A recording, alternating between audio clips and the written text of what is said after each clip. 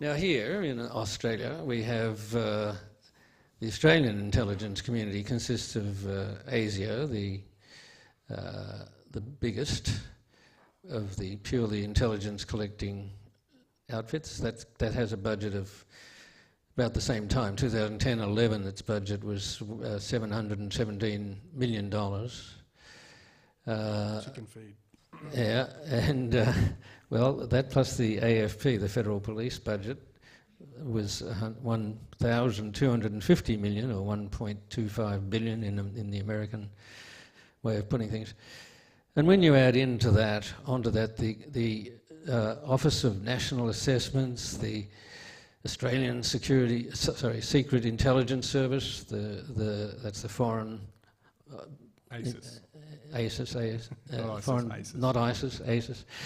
The Defence Signals Directorate, Defence Intelligence Organisation, Defence Imagery and Geospatial, blah, blah, blah. These would add up to probably $3 to $4 billion or $3,000 to $4,000 million a year.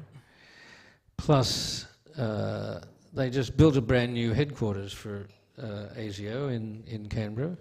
Handsome big building. That cost $1,000 million, which is staggering. Now, when you add all that up and then divide it by the number of taxpayers, we're all paying, quite a lot of money every year, each one of us taxpayers, to keep this operation moving along. In today's Sydney Morning Herald, I don't know how many folks have seen it, the article by Quentin Dempster. He has done a terrific job, really, of summarising what this new law that Abbott, Brandis and co. Proposed last year, I think it was, and then has been revised over the year. What is it going to do for us? Because it's coming into effect on October the 13th. And this law, the Telecommunications Surveillance Act, requires that every one of the 400 Australian telcos and ISPs, companies that provide you with phone and internet and so on, every one of them has to keep a record, not a recording as such, but a record of every phone call, text, email, and download that you make. For the phone calls, this is what is called metadata, although as we know George Brandis didn't know what that was when he wrote this bill. For the phone calls, the metadata includes the number you called, the duration of the call, the rough location you called or texted from. And these data must be stored by the companies for 2 years. And they must be made accessible to more than 20 government agencies, ranging from ASIO through every federal and state police force and all the various corruption commissions, and finally to any other agency that George Brandis or some other Attorney General nominates. Except if you have a VPN, which is a very private network. Correct. Which I guess some people in here, hands up, who knows what a VPN is? That's not to say we all have one. Okay. It does include, by the way, VoIP, or having your phone through your computer. That's all sucked up and stored, and any 800 numbers you call, and even numbers you missed, called and didn't get through to. These are all stored. As for your emails, the data they collect is supposed to be limited to who you emailed, when, and the size of each attachment you might have made.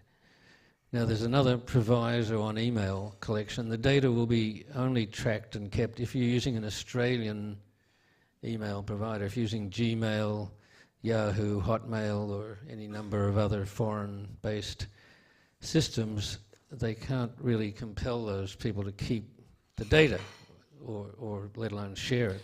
So it's got a massive hole in it, like as in it's a piece of legislation which cost a lot of money to draft, obviously, and doesn't seem to really achieve anything because it's obvious that people can get around it, and it's not. I mean, what is the point other than just starting the process of trying to gain more and more control and more? As I was saying in this editorial, it's actually not about national security. It's about data mining, and the corporations do it already, but it's just about the government having that information. Well, some of these corporations are none too happy about this stuff because it's going to cost them a lot of money to do to store all this crap, and they have to be ready, willing, and able to share it if the government comes to any one of these 20 agencies comes to them and says, we want to look at everything you've got on, Hans Lovejoy, and they have to, deliver it, or they get fined huge amounts of money. So there's a whole new industry about to begin on companies that help them figure this out, how to store it, how to access it. And they have to be accessible to these agencies at any time without a warrant. Any search of your data must be kept secret from you forever. And anyone who tells you you've been searched faces jail time. Then there's no requirement that these people keep the IP addresses of the websites you visit, which is sort of weird given everything else. But in Dempster's Herald article, he had talked to his Fairfax technology editor, Ben Grubb, who said most of these companies probably will keep the IP, the addresses that you have actually, opened online, just because it'll cost them so much money to extract that information. It's easier and cheaper for them to just leave it in the big load they're keeping. Now, all these provisions of this Act passed through Parliament, herded by Abbott, Brandis and co, and with some token amendments from Labor.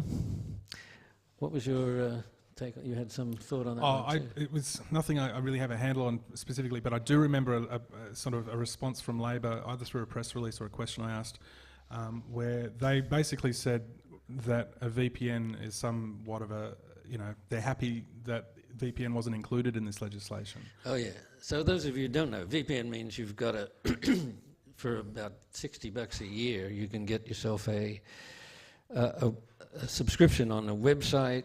You go there, click on a drop-down menu, and pick one of 300 or 400 or 500 cities around the planet, and instantly you are now appearing to all the rest of the world as though you're in, Helsinki or whatever it is. So it's great for watching, those Nordic noir series that are, the one you wanted to watch is no longer available, but, I found them in, Istanbul or Monaco or somewhere. And but the other point of them is that they change your address electronically every, microsecond or something, so it's extremely hard for somebody to track what the hell you're doing. Anyway, the whole sum of this Australian Act goes way further than even the US laws, because the US has backtracked a bit on this, so that their laws now say that they can only do some of this really heavy-duty intrusion into your privacy if it's specifically about preventing acts of terrorism. Ours doesn't set any such limits. And in Israel, where deadly conflict is always pretty close by, they make no metadata retention laws because they figure it just wouldn't make any difference. Too much money spent getting nowhere. So Dempster, again, had made a survey of various countries' laws, and the only one that we come close to with our law is China. Yeah. Wow. Now, mostly this kind of massive data trawling is already happening here prior to this coming into effect in October, and it's mostly used to nail criminal acts, drug dealers, bike gangs, corrupt officials, except of course politicians who are rorting their expense allowances, and in the year 2013-14. There were more than 330,000 requests from Australian law enforcement agencies for access to files of people and corporations. So They don't get denied very often, I believe. No, I don't think any of them will, actually. Now, no one, by the way, there's some good news, no one will be allowed to actually start reading your emails in real time or listening to your phone calls in real time unless they have a warrant. That's the NSA's job. That's what they say. But showing a court in Australia here, I'm talking again, say the cops or somebody goes to court and shows a pattern that they've identified in your metadata and get a warrant on the basis of that to listen in and to read as you type. But you won't know about that because those warrants are top secret. Every provider must be willing and able to access your data with a warrant, but many will wind up contracting out these new obligations, as I said, to corporate subcontractors. But not to get too paranoid, because the government has a new official called the Communications Access Coordinator who will issue approvals to these new contractors. Mind you, when Quentin Dempster tried to question the woman who's the new Communications Access Coordinator, all she said to him was, "I'm not authorised to speak to Fairfax Media." So this is all about what's legal, what we've been talking about. And what we know about. Yes, what we know about and what is at least theoretically legal. And there's new legislation also that they're working on. There was on Lateline the other night, they had a new thing with biometrics, which is obviously about retina scanning and your thumbprint and everything. So they want to get that sort of stuff installed into airports. And I mean, not just the airports. I mean, if they have a picture from a security camera in a department store, and they put it all into a pool and match them up. So if you walked, if you're on some sort of list in Darwin, and then you walk into a shop in Sydney, you could be pinged by the machine on the basis of your face. I wanted to ask about your take on transparency, because you say you believe in radical transparency. And it's an interesting sort of point, because there must be some point where a government has to say, well, here's the line, we have to draw it because of X, Y, Z, or this is compromising this or that. And there was a really interesting Splendour in the Grass forum. They had Q&A, and they spoke a lot about that, like what was the actual point where a government should or shouldn't do it, because it's quite obvious what they're doing now is just, it's shits and giggles. They're just saying whatever they can to just, it's a diversionary tactic or whatever. But the real point that came out of that Q&A was it's when you're giving away troop movement locations and those sorts of, military op type of things. But for instance, not telling us how much money they're spending on these programs. Helicopters. Well, yeah. Or on security programs, yes. Yeah, well, that's within everyone's interest, you would think. I don't know how it sort of emboldens the enemy as such, but these are the sorts of questions that don't sort of come up. I mean, this idea of transparency, let's start by looking at what has been achieved by Assange, Manning, Snowden, and WikiLeaks, and thousands and hundreds of thousands of other people who've taken to spilling secrets, whistleblowers, really. Who's died? Who's died as a result?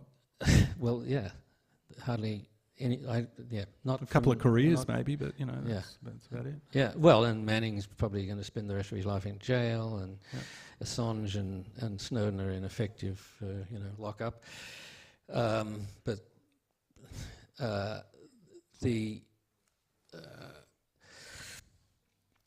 the big picture is that they have pulled back the curtain, I believe, on the machinations of the military and intelligence hierarchy, and shown us what's going on at a level that's never been true before. I mean, we could go back way back, and possibly there's an equivalent, but it makes they can't hide as well as they've been doing forever.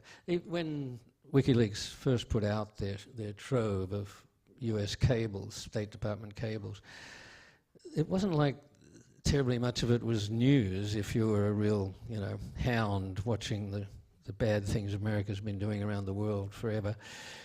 But there was something really profound, I think, about actually seeing, the letterhead, the signature at the bottom of the page by Henry Kissinger, calling Whitlam a dangerous asshole socialist, or seeing in Tunisia, seeing the detailed report that the CIA did for internal consumption only in America, not for Tunisians to ever read, about the enormous amounts of money and wealth that the rulers had been stashing away for decades.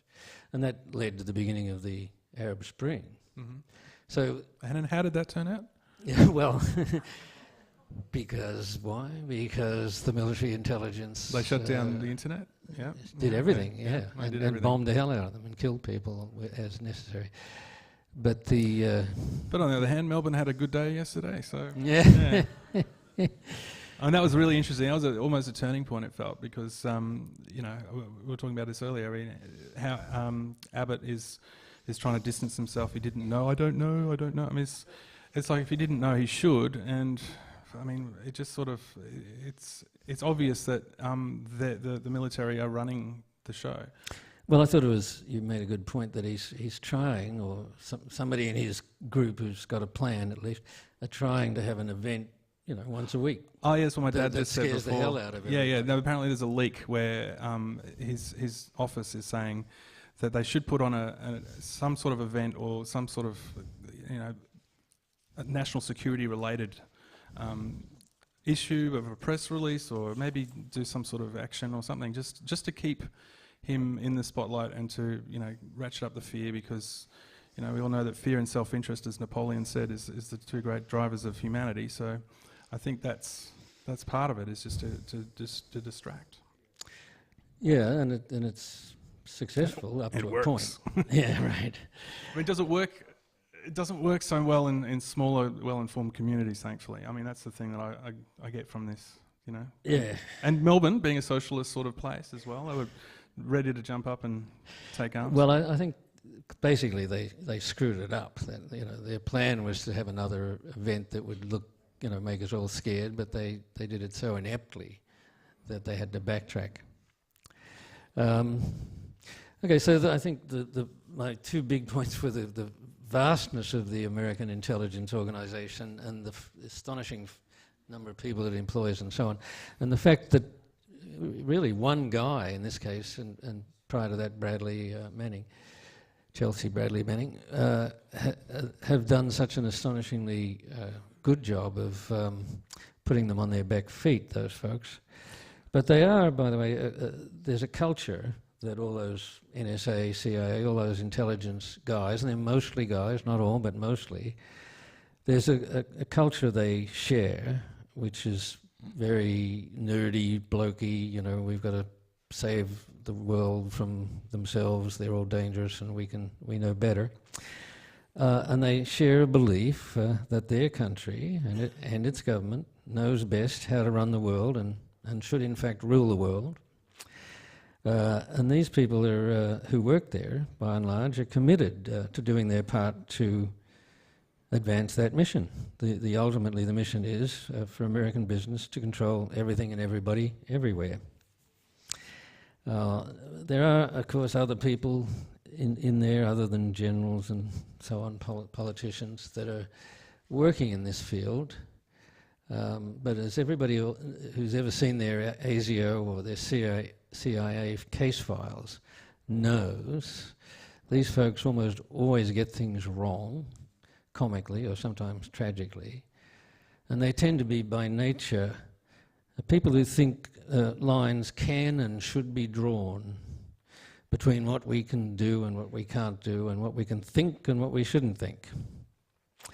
They're not usually folks who love humanity in all its rich diversity, which is why I think citizens all around the world are so grateful for the few grunts inside the secrecy industry who have woken up and opened up the vaults to show us how insane this project is, and how much of a mockery it makes of notions like privacy, the presumption of innocence, and democracy itself, really, which is really what Ed Snowden has done and what he's all about. He himself said after this film was made, he said,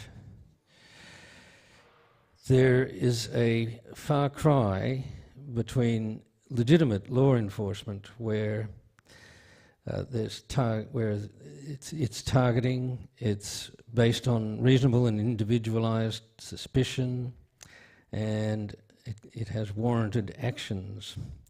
Between that and the sort of dragnet mass surveillance that puts entire populations under an eye that sees everything, even when it's not needed.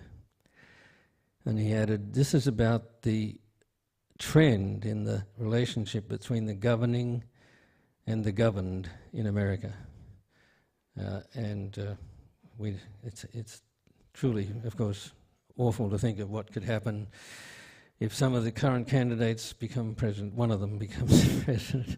Actually, all of them pretty much are dangerous. Well, even Hillary Clinton, I mean, she's solely responsible for the disaster that happened in Libya, isn't she? So, I mean, well, I think Hillary and Bill have been, all their lives very much members of that community that believes America knows best. Yep. Bernie Sanders.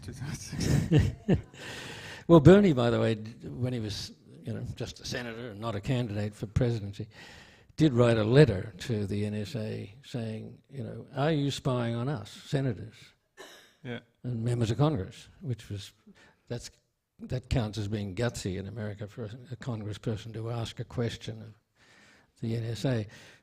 And they replied, essentially, we have the same respect for you guys as we do for the rest of America. Well, yep. Say no more, right? Yeah. Oh, it's just interesting what you touched upon before about these whistleblowers and what they actually give away, because you've got WikiLeaks with their site and they dump things, and then Snowden did his big dump. He had a couple of laptops that he brought into the hotel room and gave them. But I think the actual crucial part about this is how a journalist deals with that information and the relationship they have with the source. So, and the understanding of the implications that what are they going to do with this information? Are they going to vet it properly? Are they going to roll it out in a timely manner? Are they going to, there's a lot to consider there. And from what I've read of this stuff, these people are very, very aware of these implications and what is at risk. And people's personal lives, if it's cables that are, embassy cables that they have vetted quite a lot of it, haven't they? Right. Yes. Although perhaps it's time to let Ed Snowden tell us his story. Oh, yeah, I don't want to get in the way of it. I'll leave it with this one. The former general who led the American invasion forces in Afghanistan for years, David Petraeus, I don't know how many remember that he when he finished that mission in Afghanistan, successful mission, well, whatever, they brought him back and he became head of the CIA. And he'd been in that job for a while when there was a friend of his who got emails from an unknown person who was sort of stalking her, telling her to leave David alone. Well, this all turned out to be about an affair he was having with the woman who was his biographer, who was also a military-based person. And these guys, General David and Paula, in their affair, they both had spouses and they were all friends, so secrecy was important. So they came up with a deal where they had an email account with a false name, and both of them had access to it as pretending to be the person whose email it was. They would then put up a message in code, encrypted message, in the draft box of their email account. Then the other one would come in and open it and read it and delete it. And this sort of worked, but when this other friend, a woman, complained about being sent these harassing emails, the FBI came in and discovered that the person sending the harassing emails was Paula, who was scared that this other woman was going to take away her general. So then the FBI discovered Paula's secret email trail, and the whole thing unraveled based on their own hackers being able to break the code of the head of the CIA. He lost his job, and she and the rest of the crew in that little hanky-panky are all still in court trying to salvage their lives. But if the head of the CIA can't beat the hackers of the FBI, what hope have we got? Well, they were very late to coming to technology anyway. I remember when a couple of years ago, there was a big hoo-ha about the fact that they were using very old technology. CIA. Yeah, and the FBI. I think it was all sort of secret departments like that. Well, I think they kind of got a shake-up after 9/11. Yeah, I think that changed everything. Yeah. Okay. All right. Well, let's see. Are we ready with the? Yeah, we're with ready Ed? to have a Thanks very much, everyone. Enjoy your night.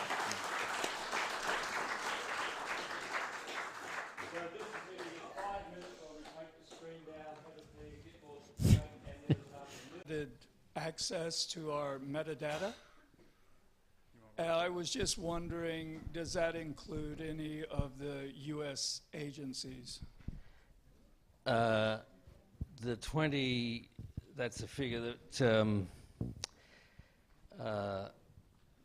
was in the Sydney Morning Herald this morning, but there's a list, and they're pretty straightforward. They're all the Australian agencies, only Australian police and criminal investigation and corruption investigation agencies of Australia.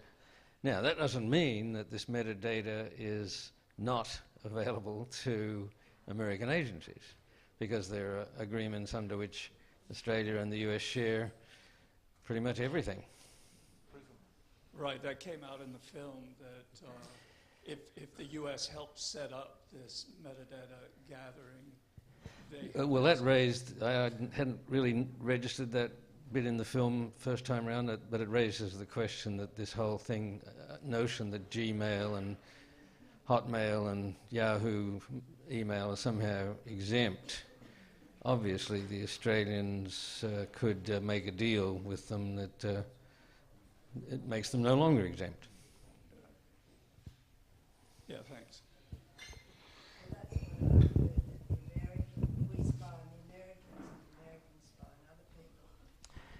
No question about it. Well, there's the club. Do you want to talk about the club a little bit? The club is in the Five Eyes Club. From memory, it's Canada, New Zealand, Australia, America, and England. Is there another one? Yep. The UK. So that's the one. I'm actually not the person to probably explain it, to be honest. I only know the names of the countries. But right. But I mean, that was set up in immediate post Second World War. Just that those five sort of Anglo blokes, would share everything. But in fact, they don't. I mean, they pretend they do, but they don't. For example, the Pine Gap base in the middle of Australia was set up by the CIA with Australian, grovelling permission. But once it was, but they never said, the Americans didn't say it was a CIA facility. They just said it was a useful, all-purpose kind of receiving station for satellite communications that were useful to them, and that they would share everything they got from it. They didn't. Well, that was one of the things involving Whitlam's. Exactly. In fact, the thing that really riled Whitlam personally was right within weeks of his dismissal.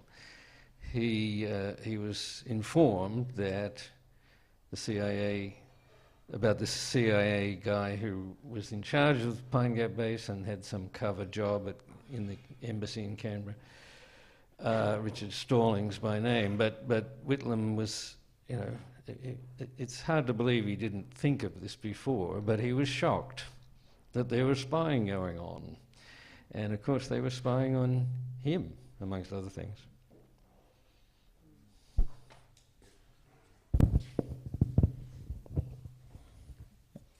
I enjoyed the film a lot. although I thought it had a very specific focus, and that was the focus of the film. But I mean, there are so many other elements. For instance, that governments make laws, that laws are very complex, that money determines the outcomes of the law, because the person with the biggest wallet and with the greatest political influence can change decisions, that the media can be controlled by external forces. 70% of print media in Australia is controlled by Rupert. I'm not sure he's an external source. He's Rupert. Well, he doesn't live in Australia anymore. He okay. deigns to visit us right. once or twice a year to make sure that everybody knows that he's in charge. So, and the other thing about the underlying premise, which is that secrecy is a bad thing, well, as at least you two and many others probably here are involved in journalism. In fact, one spends an awful lot of time trying to find whistleblowers and trying to find out the truth, whereas the underlying premises of this is that the privacy of individuals, and now individuals can nominate themselves as corporations, then that is a legitimate way of them is legitimate. And I think there are many times when in fact you'd have to say that that paradigm is wrong, and that actually a world in which everybody knew everything may well be better than the world in which we see on screen. Yeah, well, that's what Hans and I were talking about. The term is radical transparency, basically, that you don't try to hide anything, because that way, you know, you can't. I mean, the thing about secrets, of course, is that anybody who's keeping them, I mean, any secrets you've got that they're trying to get, and then they get the secret. The question is, who are those people? Do they have any claim to superior wisdom about, you know, what it was you had as a secret? They're regular folks, but they're working for some other purpose that's not yours. It's always important to look, therefore, at who's actually keeping the secret, who's calling it a secret. And perhaps radical transparency says, let's get rid of them all, because it's impossible to live with secrets. And the other thing, I guess, is that, frankly, a third of Australia couldn't give a root what happens in this country or any other country, provided they can watch the footy this week on television and go fishing. Isn't that what Bill Bryson just said today somewhere? Men, yes. Well, yeah, what, anyway. Oh, yeah, you just did. Why does Obama come out of that film looking so disappointing? Because he is. Yes, why is he? Well, that's a very long story, but I think he does subscribe to that principle of, or not a principle, he does believe that he is part of the group who have the special skill, knowledge and principles that, you know, should rule the world. He was inducted into it at Yale, and that's part of his worldview. That was really good that they brought up the drone thing, because as we know, the drones were radically increased under Obama. And it's one of those questions that I have found really hard to get an answer from, in terms of you know, his justifications for it, and any journalists have done any sort of background on it and challenged him on it. And it's sort of like Tom Cruise with Scientology. It's sort of like you can't really ask him these questions, because it sort of becomes really awkward. That's what it seems like anyway. So yeah, that's one of the big issues, is he's part of the system, obviously, and I don't know what it would take to get away from that. I mean, just speaking about those sorts of things, is the Glass-Steagall Act, which was repealed under Clinton, I think, which was part of the whole crash in 2000, what was it, 2008. It's really hard to find any information about his response or why that went through. I mean, Liz is here, Liz Elliott, she'd probably have an answer for that one, but it's one of those things you have to really dig down and really take a long time and navigate through to just find the basics of it, you know. These are hard things to find answers to. Yes. Although generally, you know, the power structure of America is so complicated that even a president who has an occasional, you know, burst of good conscience or good intention is very likely to be smothered.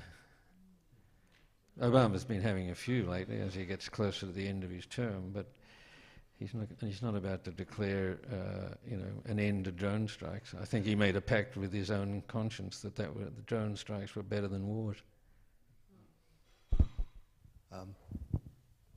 Can I just suggest to Hans that when October the 12th comes around and this horrible new law of Brandis is put into action, that the Echo publishes a how to get a VPN article, a list of good sites that people can join, and makes Byron Shire blank and dark to ASIO. Thanks, Dad. Yeah, I think so. I mean, we've got pretty bad internet here, though, apart from Tallerwood. So it's going to be hard to do that. But definitely, well, thanks for the suggestions.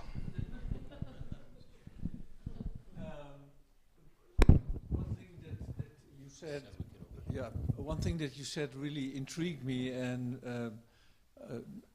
I don't want to leave any doubt. I think this is really a very horrific prospect that they have all this data, and I'm not sure whether they are misusing it at this moment, but if something can go wrong, it will. So I think it is really something to take very seriously. But you said one thing which really intrigued me, which was in Israel they decided not to do it because it's bloody useless. And what do we actually know that they are able to do anything? You also said, I think they never were able to prevent any terrorist attack with this whole data correction. Are they not just wasting bloody millions of dollars on something that is absolutely useless? It's not a data graveyard that they are just keeping intact because they want to make the American public believe they're doing everything they can. But it's maybe not doing what it should do. And well, it's obviously we shouldn't be so worried about it. It's a bullying mechanism, and it's a control one. And I think one of the other points was in the movie was that if you have access to the information, you can shut down protests, and that's what they did in Tunisia and Egypt. So that's a big part of it, I think, is the control mechanism of it. So that's what we really should be aware of. But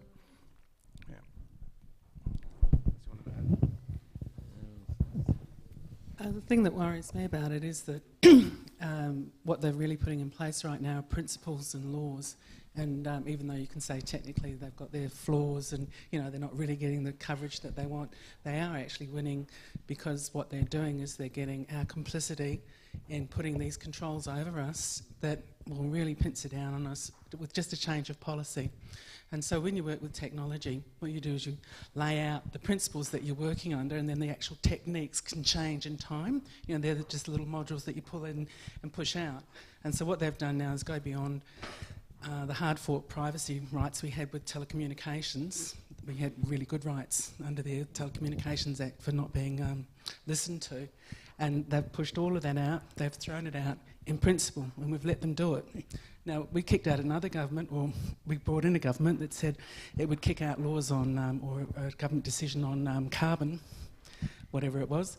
Why can't we push and have laws repealed and changed? What is it about us that makes us have these lovely debates about what they're doing in law and then never turn around and change the law? If we don't get the law changed, this is there for our grandchildren and their grandchildren, and all you need is just a change of government, maybe somebody who's a little bit more to the right of Mr. Rabbit, and, you know, off we go. I mean, they don't ask in China, they just do what they want. You know, we've got to really think about where it is that we have to go to stop this. And we have to stop it at the principle level. What seems to happen is everyone talks about the detail, and I think that's just lights and mirrors. You're being conned into debating about whether 20% or 60% of emails will get caught and how you can get around it and all of this. That's nothing. The point is the principle. We should be allowed to be free. We should be allowed to talk. Imagine if you need to meet someone, you need to do something, and the only way you can do it is by standing on top of a building and shouting to everybody that this is what you're intending to do. That's not how we want to live. And so we're being hoodwinked, and we really need to get sophisticated in how we think about it. Sure, but you said, we need a change of government. To whom? I mean, the only changes the Labor Party made to this act were things like that the data would be kept for 2 years, not 4, or forever. No, we have to. Well, indeed, I think I'd agree that we need to find a political movement that has a principle to it. But here's a little point that I didn't get to before, which speaks to the desire these people have, the drive they have to go further and further down the road of control and intrusion and so on. And this was reported very, very minimally in the Australian press by the ABC, is the only place I found it, 2 months ago.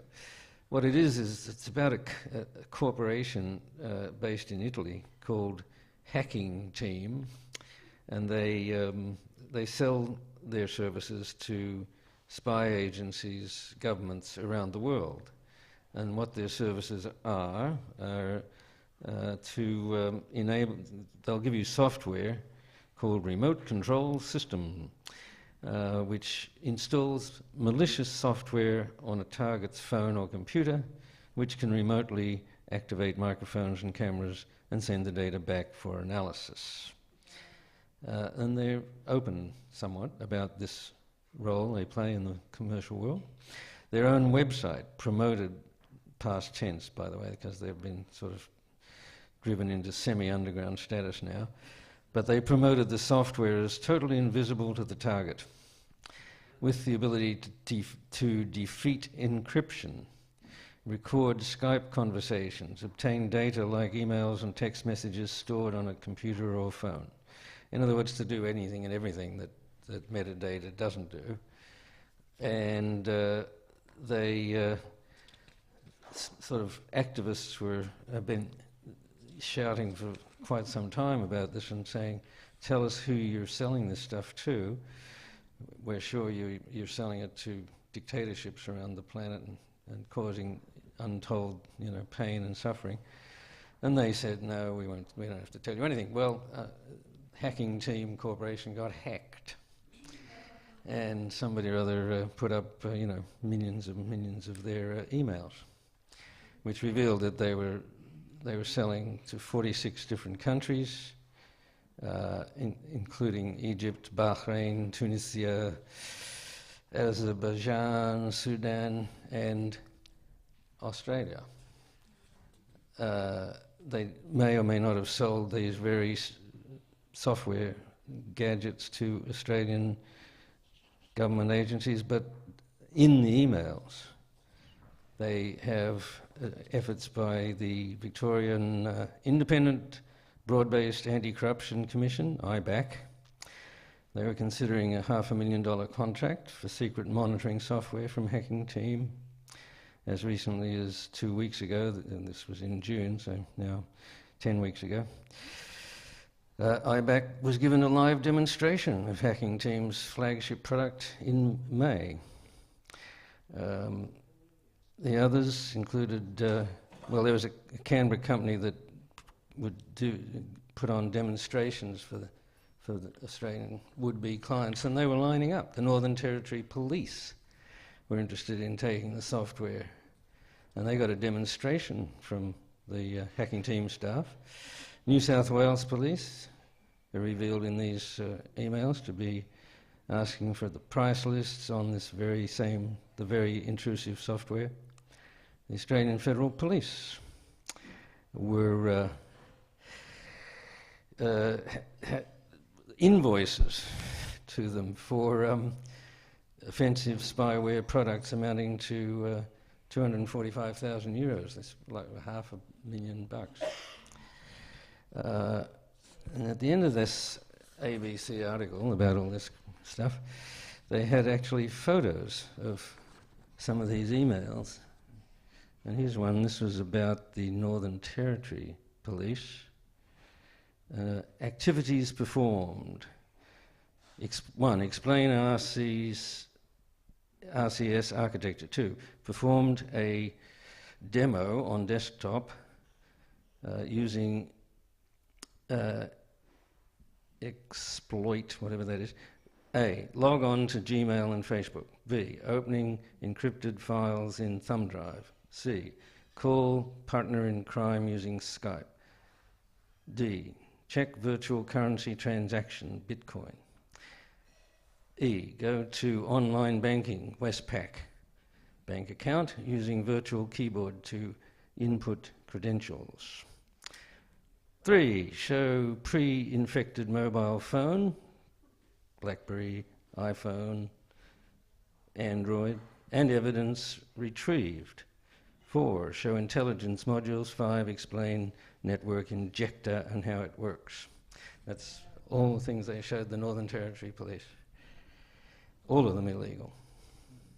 So they're ready to go. I've got a sort of sad and or funny and or sad waste of money story to tell you. About 15 years ago, I was studying at ANU in Canberra, and the bus I'd travel on each day from where I lived into the university went right past the military complex where the old ASIO building was being demolished, and each day I'd watch a bit more of it being removed. I'm going, it's a very sound-looking building, and it's fairly modern-looking. You know, why do they need to waste all this money doing that? And one day when I'm travelling past, there was a couple of besuited gents sitting in the seat in front of me, and one says to the other in a stuffy accent, "Oh, we had to pull that down, you know. It was so full of bugs that we couldn't clean it up." So that's where your hundreds of millions of dollars go, and it doesn't give you great confidence about the quality of the outcomes from the expenditure. No. They were talking cockroaches.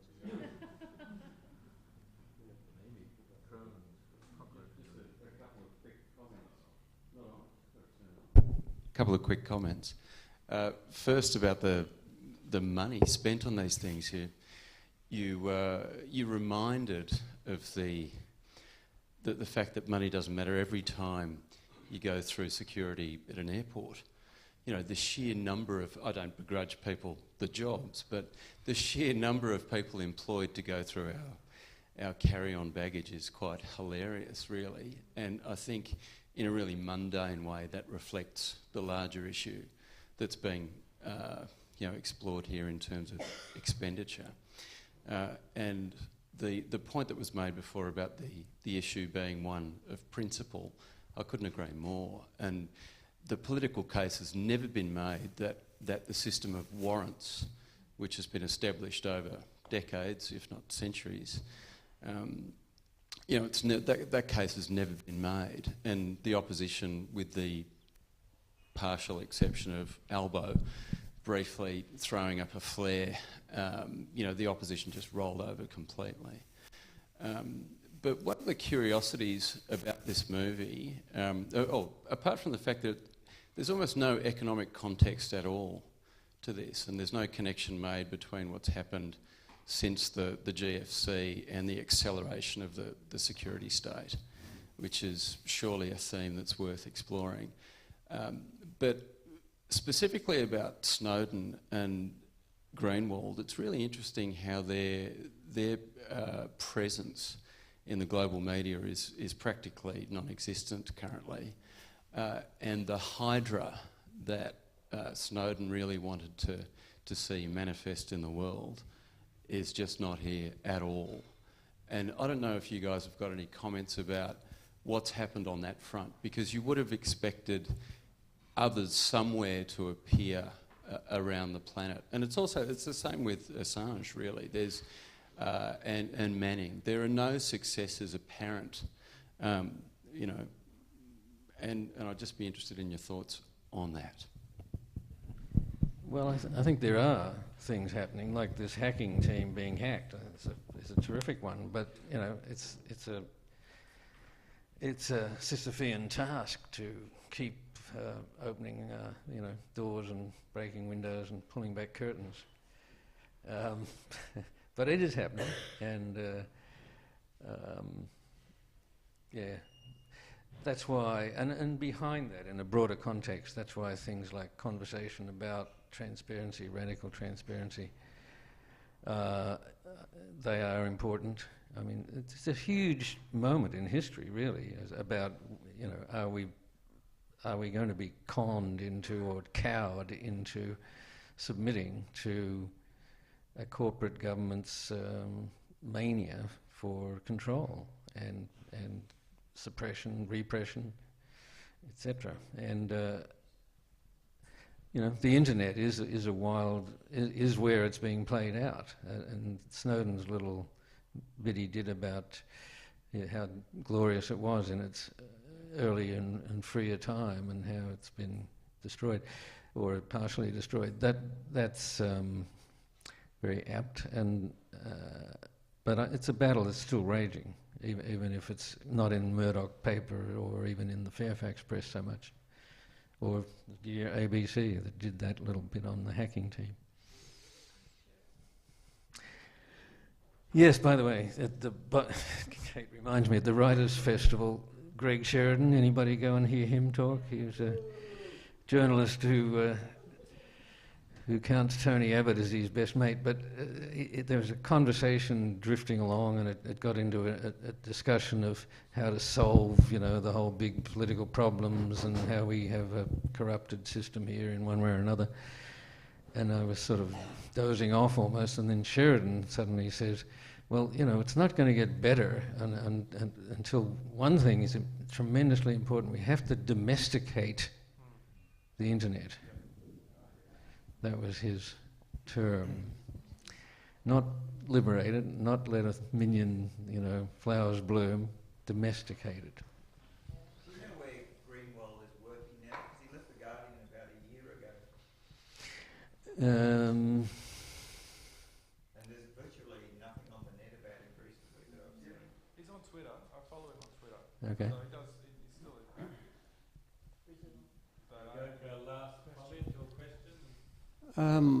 Just as you've been talking, I've been sort of formulating something. Would our security, world security, the Western world, have increased the way it has if the Twin Towers hadn't been bombed? That's one thing. I mean, or was it an excuse to try and, create a sort of police state where we're all sort of being watched? Or and then tied up with that is, well, governments are the ones that go to war or interfere in other people's sovereign states, and then, there's a sort of retaliation from these other states against us, which creates the risk of local terrorism, and the government keeps using the excuse that we're doing all this for your sake, to make this place a safer country. And it just seems to be very ironical that, the whole thing started with states like ours interfering in other people's sovereign states, and it's just going round and round in a circle. And or is this nothing to do with it? And basically, there is some disease today of Western countries who are just wanting to become police states. Okay, I mean, we can go on about that for days, but or ever. But my one thought would be, the way I see it slightly differently, is to just bear in mind that governments are in fact functions of corporations primarily. Yes, there are politicians there whose job it is to be part of a government, but particularly in America and increasingly in Australia, they're owned and operated by corporate interests, and it's about money.